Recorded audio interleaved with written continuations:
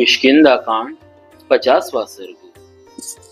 भूखे प्यासे वानरों का एक गुफा में घुसकर वहां दिव्य वृक्ष, दिव्य सरोवर, दिव्य भवन तथा एक वृद्धा तपस्विनी को देखना और हनुमान जी का उससे उसका परिचय पूछना। हनुमान जी तार और अंगद के साथ मिलकर विंध्यगिरि की गुफाओं और घने जंगलों में सीता जी को ढूंढने लगे। उन्होंने सिंह और बाघों से भरी हुई कंदराओं तथा उसके आसपास की भूमि को भी छान डाला।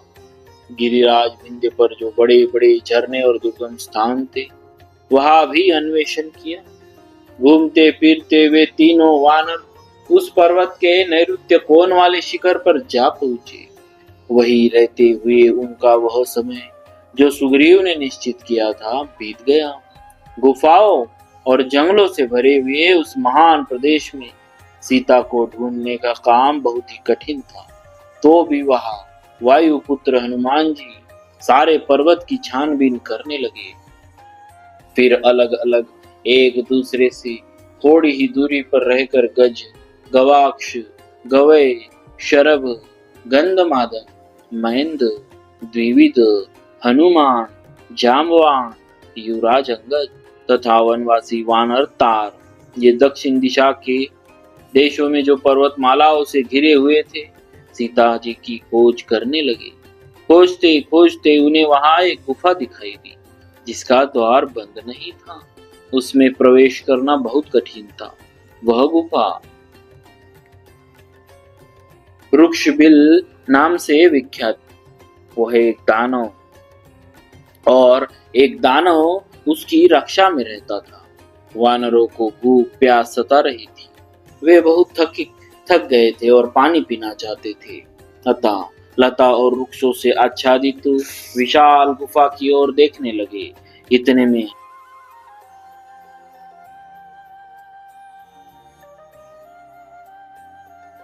में उसके भीतर से क्रौंच, हंस, सारस तथा जल से भीगे हुए चक्रवाक पक्षी, जिनके अंग कमलों के पराग से रक्तवर्ण के हो रहे थे, बाहर निकले। तब उस सुगंधित एवं दुर्लभ्य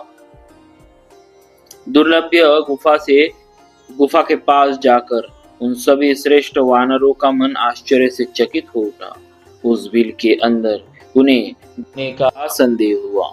वे महाबली और तेजस्वी वानर बड़े हर्ष उस गुफा के पास आए, जो नाना प्रकार के जंतुओं से भरी हुई तथा दैत्य राजों के निवास स्थान पाताल के समान भयंकर प्रतीत होती। वह इतनी भयानक थी कि उसकी ओर देखना कठिन जान पड़ता था। उसके भीतर घुसना सर्वथा कष्ट साध्य था। उस समय पर्वत शिखर के समान प्रतीत होने वाले पवन पुत्र हनुमान जी, जो दुर्गम वन के ज्ञाता थे, उन घोर वानरों से बोले, बंधुओं, दक्षिण दिशा के देश प्राय पर्वतमालाओं से घिरे हुए हैं।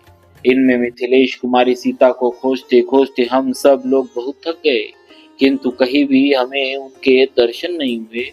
सामने की इस गुफा से हंस, क्रौंच, सारस और जल से भीगे हुए चकवे सब और निकल रहे हैं। अतः निश्चय ही इसमें पानी का कुआं अथवा और कोई जलाशय होना चाहिए। तभी इस गुफा के द्वारवर्ती वृक्ष हरे भरे हैं। हनुमान जी के ऐसा कहने पर वे सभी वानर अंधकार से भरी हुई गुफा में, जहाँ चंद्रमा और सूर्य की किरणें भी नहीं पहुंच पाती थी, घुस गए। भीतर जाकर उन्होंने देखा, वह गुफा रोंगटे खड़े कर देने वाली थी। उस बिल से निकलते हुए उन सिंहों, मृगों और पक्षियों को देखकर वे श्रेष्ठ वानर अंधकार से आच्छादित हुई उस गुफा में प्रवेश करने लगे। उनकी दृष्टि कहीं अटकती नहीं थी। उनका तेज और पराक्रम भी अवरुद्ध नहीं होता। उनकी गति वायु के समान थी। अंधकार में भी उनकी दृष्टि काम कर रही थी। वे श्रेष्ठ वानर उस बिल में वेग पूर्वक घुस गए। भीतर जाकर उन्होंने देखा, वह स्थान बहुत ही उत्तम, प्रकाशमान और मनोहर था। नाना प्रकार के वृक्षों से भरी हुई उस भयंकर गुफा में वे एक योजन तक एक दूसरे को पकड़े हुए गए। प्यास के मारे उनकी चेतना लुप्त सी हो रही थी।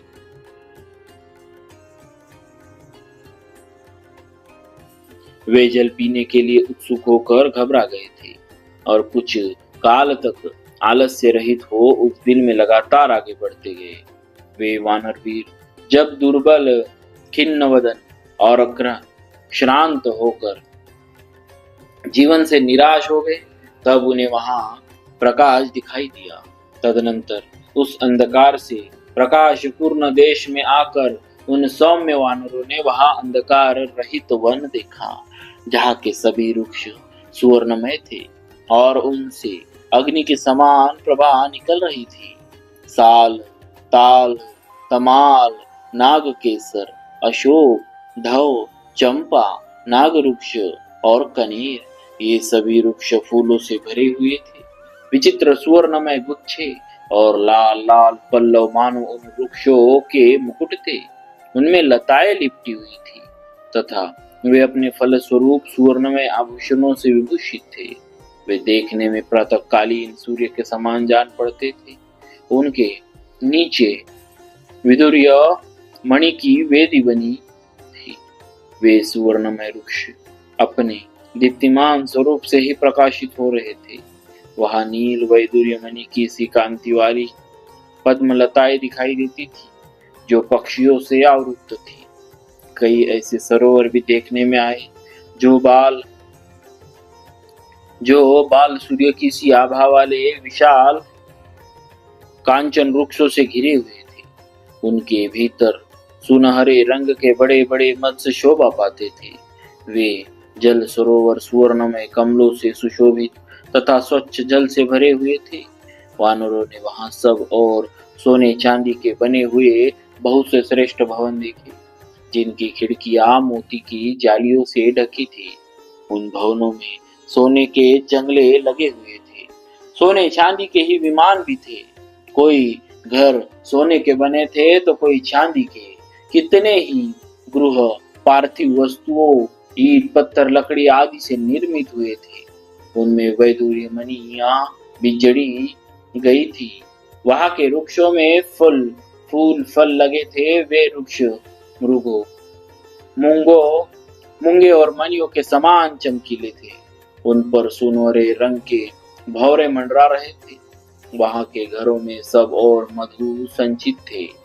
मणि और सुवर्ण से जटित विचित्र पलंग तथा आसन सब और सजा कर रखे गए थे, जो अनेक प्रकार के और विशाल थे। वानरों ने उन्हें भी देखा।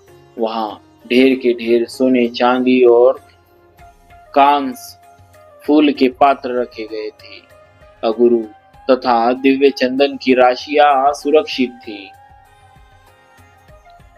पवित्र भोजन के समान तथा फल मूल भी विद्यमान थे। बहुमूल्य सवारियां, सरस मधु, महामूल्यवान दिव्य वस्त्रों के ढेर, विचित्र कंबल एवं कालीनों की राशियां तथा मृग चर्मों के समूह जहां तहां रखे हुए थे। वे सब अग्नि के समान प्रभा से उद्दीप्त हो रहे थे। वानरों ने वहां चमकीले सुवर्ण के ढेर भी देखे। उस गुफा में जहां तहां खोज करते हुए उन महातेजस्वी शूरवीर वानरों ने थोड़ी ही दूर पर किसी स्त्री को भी देखा, जो वल्कल और काला मृग चर्म पहनकर नियमित आहार करती तपस्या में संलग्न थी और अपने तेज से दीप रही थी। वानरों ने वहां उसे बड़े ध्यान से देखा और आश्चर्यचकित होकर सब और खड़े रहे। उस समय हनुमान जी ने उससे पूछा, देवी तुम कौन हो और यह किसकी गुफा है? पर्वत के समान विशालकाय हनुमान जी ने हाथ जोड़कर उस वृद्धा तपस्विनी को प्रणाम किया और पूछा, देवी तुम कौन हो? यह गुफा, यह भवन तथा ये रत्न किसके हैं? यह हमें बताओ। इस प्रकार श्री वाल्मीकि निर्मित आर्ष रामायण आदि काव्य के किष्किंधा कांड में 50वां सर्ग पूरा हुआ। बोलिए श्री सीताराम जी महाराज की जय। भक्तवत्सल